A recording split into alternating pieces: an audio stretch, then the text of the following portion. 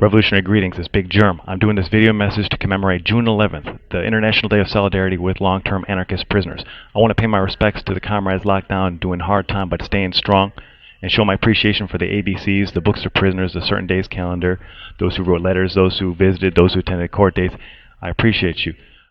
We begin today's show looking at the case of computer activist Jeremy Hammond, who made headlines by hacking into the private US-based intelligence firm Stratfor. Documents obtained from Stratfor were later published by the whistleblowing website WikiLeaks, shedding light on how the private intelligence firm monitors activists and spies for corporate clients.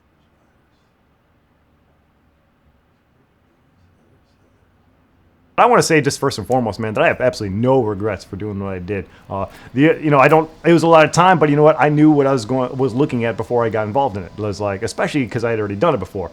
And when I made the decision to get active again, I'm thinking to myself, is like, you know what? They're going to bust you and crush you whether you do something or don't do something. And even if you do it halfway, they're going to punish you as if you went all the way. So you may as well go all the way. I sometimes have the tendency to go off on tangents. So the Stratfor hack, that was actually a target that was brought to AntiSec from another hacker that was involved in a splinter group. And then Sabu turned around and brought the target to me. Of course, Sabu was working with the FBI the whole time. Hector Xavier Monsegur, known by his alias Sabu, walked free Tuesday. Sabu was once a key member of Anonymous and LulzSec, but he later turned on his cyber comrades. Working for the FBI, Sabu allegedly directed his friends to carry out more cyber attacks while feeding investigators enough incriminating evidence to indict them. I'd never even heard of Stratfor until Sabu had brought it to me.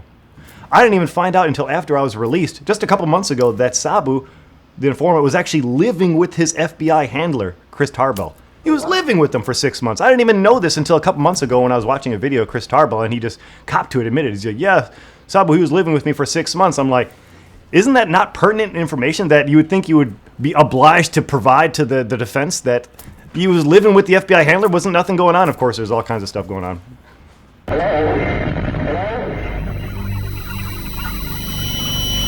Greetings from Anonymous. Anonymous has joined collective forces with LulzSec in our newest operation. We are sending our fleet to fight alongside the Lulz boat to reclaim what is rightfully the people's. We encourage anyone and everyone to man their vessels and charge their lasers. I saw the target, I looked into them, and I saw that they were, a global intelligence firm with contracts with police, Homeland Security, ICE, and I was like, this is definitely what we need to be looking at. Stratfor was spying on PETA. Stratfor was spying on these Bhopal activists, right? Like, who had no idea that this was happening, right? Were it not for this hack and leak, they would have no idea that they had these, like, wannabe CIA skulking around, snooping around and stuff, trying to disrupt their organizing, disrupt their ability to achieve accountability from this company, right? So people got a right to know that shit, man. Like, especially when it involves, like, some shadowy, private, otherwise unaccountable agency. Hello, my name is Farah Edwards Khan, and I am from Bhopal. And I was there when the accident happened in 1984. I was 10 years old. And I saw the horror that happened then, and I see the horror that happens now. And I am not surprised at what is happening. I know that Dow is dirty, because this is what they've done to the children of Bhopal. They are a dirty company, and they've messed up Bhopal. They've messed up around the factory. They have made a huge and terrible mess which they don't want to clean up. I am really angry with them, and I'm really grateful to WikiLeaks that they have brought this out into the open. Now what, Dow? Now what? Coca-Cola just sent me a long list of questions regarding PETA, animal activism, and the upcoming Olympics in Vancouver. I've pasted the questions below. How many PETA supporters are there in Canada? What is PETA's methodology for planning and executing activism? To what extent could non-PETA hangers-on, such as anarchists or ALF supporters, get involved in any protest activity? The FBI has a classified investigation on PETA operatives. I'll see what I can uncover. And I'm sitting there cuffed in my house watching the cops ransack my house and stuff. I'm looking at, and I see these two guys, and they're just like a bunch of squares and suits and stuff, and they're obviously not like these CPD, and they're playing with my computer, right? And they're fucking with my computer. I'm sitting on the couch, I'm watching them, right? Now my computer's really messed up at the time. Like if you fuck with the power, like even ever so slightly, it wouldn't even turn on. It would just turn off spontaneously, which is extremely frustrating because I'm hacking all these. I got a million terminal windows open, some extremely sensitive ass shit going on, right? And then all of a sudden I move the computer, it just blinks off. I'm like, oh, right? It's terrible, right? So the FBI is trying to turn my computer on, right? And I'm sitting there on the couch, and I'm like thinking, like, man, this is the one time that power thing saved me, right? I also want to make this video to show some of the artwork I made for the occasion. You got the little piece of drawing right here, June 11th Solidarity. I don't know if you see the details too much, but it's got the burning cop car. It's got the falling guard tower. You know, it's posted online, so you can check it out later. The red ink is made from Kool-Aid, and the pen is stolen from a police officer. And then I want to show an original origami model I made for the occasion. Yeah, see, it's a power to the people person wearing a hoodie with a fist in the air. And that's why I made this video. I want to share a fist in the air with y'all. And for the struggle, you know, we can't be with you in the streets, but you have certainly kept us connected to each other in the movement. Power of the people. Sabu was flipped that summer by the FBI when he was arrested, immediately started cooperating with them, didn't do a day in jail at that point. The feds thought it would be better to keep them out there so that way I guess they could have an ear to the pulse, but they were involved in much more nefarious stuff than just observing criminal activity. They were, of course, facilitating it, even entrapping it. Entrapping criminal activity, other people. Basically, the feds wanted to get cases against other people, but they also wanted to see if they could harness, you know, the hacker's ability, who would otherwise not want to work with them at all. Obviously, the feds, right? But whether they could still tap that energy and skill to inadvertently go after targets of their own choosing. And so one of the things Sabu was doing is he was always. I was mostly going after U.S. police, military contractors type of targets, right? Political targets. And Sabu was always trying to get me to go after like foreign countries, indicative of what the cybersecurity priorities were at that time. Former FBI agent Brad Garrett says while no one is in charge of Anonymous, the group has the potential for considerable damage. They do have the wherewithal to do destructiveness to national security, to corporations. It's a cost-benefit analysis to them, like, am I causing so much damage to the police and military that I have to be stopped, or are they getting more out of it just by having their ear to the pulse, right? Because they had somebody on the inside. Everybody trusted Sabu, right? And as long as they got Sabu, they could keep getting more current information, right? But if they make the busts, then they'll have to reveal their source and their methods. Sabu identity comes out, and then they no longer have somebody on the inside. So at some point, they got to make a decision, and I would like to think that I got them more than they got me, though. So yeah, me and my brother, we made this game. It's called Smash MAGA Trump Zombie Apocalypse. Confront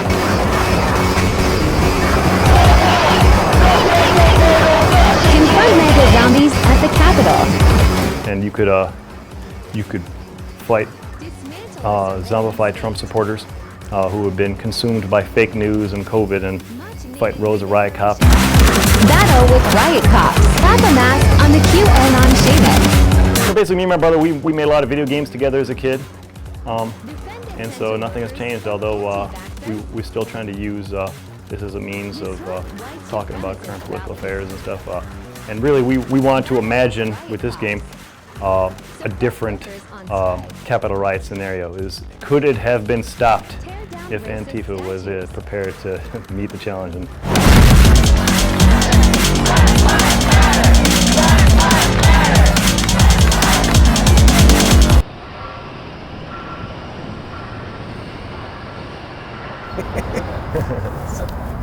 good to meet.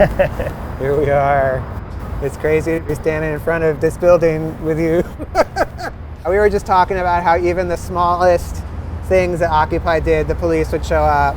And I think for a lot of people, your leak was the first time that they realized that the police were undercover in Occupy Austin. Some people suspected it before that happened. And of course, not long after that, there was a leak of specific cops that were undercover at Occupy Austin. But I think that your leak really primed the target for that, kind of primed the ground for it. I'm curious how you found Occupy Austin in these files and reached out, what you remember. Right. Well, first off, it was a lot of emails. I mean, it was kind of more than I could personally handle because I had a lot of targets at the same time, which is why I decided to go with WikiLeaks to try to.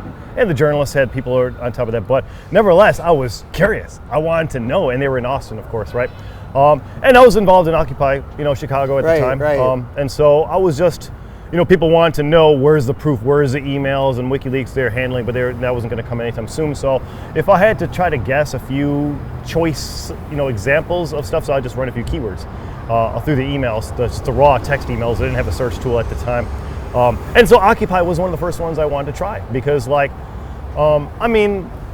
certainly we kind of assumed, like you had said, that they had infiltrators. The police were monitoring and infiltrating and aware of the movements. But I was just curious because they don't tell us these type of things, right? And I didn't know what type of relationship Stratfor had, but as it turns out, they did. I do remember the pictures. Like some people had sent me pictures from some of the protests, and I remember one of the banners in particular. It was like strategic forecasting, 100% chance of lulls. Man, that shit, it really did bring like a tear and a joy to my eyes. That people are still out there fighting, and bringing it to their doorstep. Man, it was pretty awesome that y'all were able to put that together.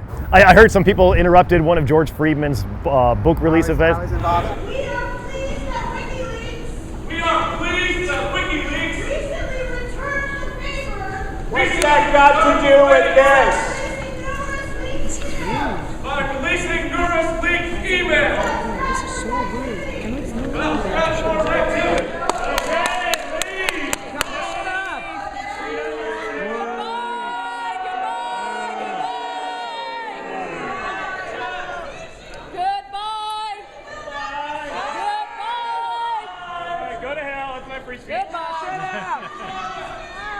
I agree.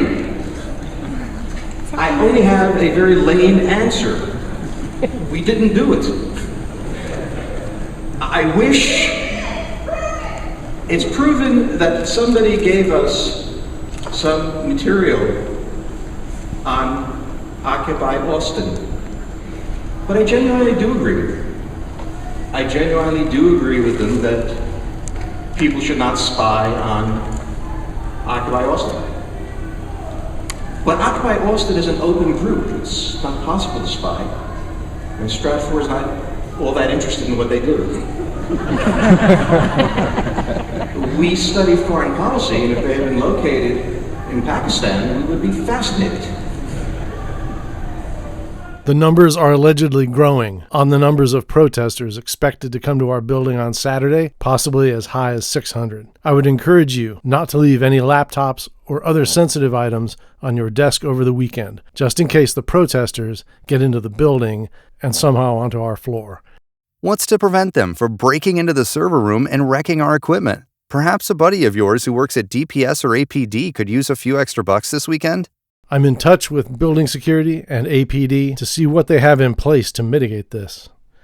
And so, yeah, hacking and leaking continues to be a worthwhile tactic now because, for one, we don't have many options left within the system to fix this thing, if at all that were to be possible at all, because the failures of electoral politics, the failures of our representatives, the complete resistance and opposition to any type of change whatsoever that we're seeing from within the police, for example. So hacking and leaking, for one, the symbolic power of being able to just de-pants the king. You know what I mean? We see it all, man. Like, we know what you're really about now, right? And so that is a powerful transformative political effect in popular consciousness. There's groups now that I think are above and beyond what WikiLeaks would ever hope to have done. Distributed Denial of Secrets, for example, has been around for many years, and they have continuously published new leaks. Folks are still going after the police. They're going after right-wing fascism. The Blue Leaks went after fusion centers and police departments during the George Floyd uprising in solidarity. They went after, like a lot of right-wing fascists, they went after Epic, which hosted a lot of white supremacists and like Jan 6 coup-type sites that revealed some of those connections, and we managed to find out a lot of who they are. A lot of the work is in having a journalistic eye, knowing what to look for, actually doing the hard work of going through the leaked and hacked information to find the stories, to find the things that these politicians and police say behind closed doors, the things that they say when they think nobody is listening. That's when the dirt's at, right? With us, it was just they were carefully paying attention to every move that we were making publicly, especially anything to do with Dow and Bhopal. What surprised us in those emails, though, was that, well, we would have assumed that Dow would be really concerned with the exact issue of Bhopal and Dow's responsibility, stuff that could directly impact their bottom line. But what Stratfor seems to be really a bit obsessed with is whether we or other organizations are going to draw this into a bigger critique of corporate power. So May Day is celebrated every year around the world on May 1st because folks in Chicago went on general strike for the 8-hour workday and the minimum wage. Threw down with the cops. Cops shot and killed a bunch of workers. We threw down as well, and ever since it's commemorated around the world as International Workers' Day and Immigrant Rights Day. I don't think hacking and leaking it can never replace like community organizing or street protest, right? But again, we play with the full deck. You choose the right card for the right situation. And what I found is what I've always been trying to do is to find that intersection, that sweet spot when you can able to do multiple tactics simultaneously, then they might not stand a chance. I drew this in prison. A lot of different stories. For example, this is the Unicor prison sweatshop. They make military uniforms, right? And then they send them off to die. And then they go to war over oil and profits, and then create. It's a cycle. It's a system. Then they give us the time for shit.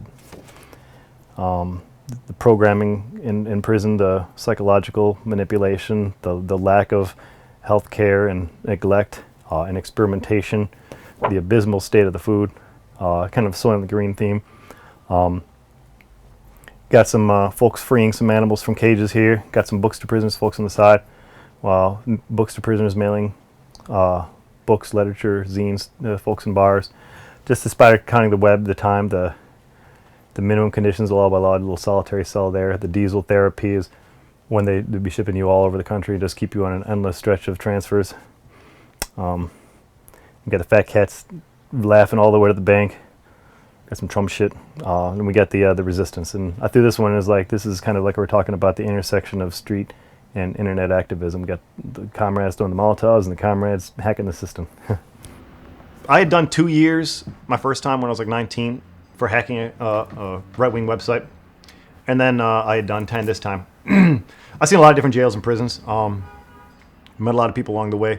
And I will say that it has really kind of reaffirmed and solidified my perspectives about the police. It opened my eyes. You know, when I was young, I was skeptical of the police and stuff like that, but I still had possibly some of the preconceived notions about like, that erased all of it. When I actually heard stories from people who had actually been through the ringer, who had actually done a lot of time, doing all this time in solitary, just being transferred across the country and just getting busted on some bogus ass framed up charges, and especially how they did me in the end,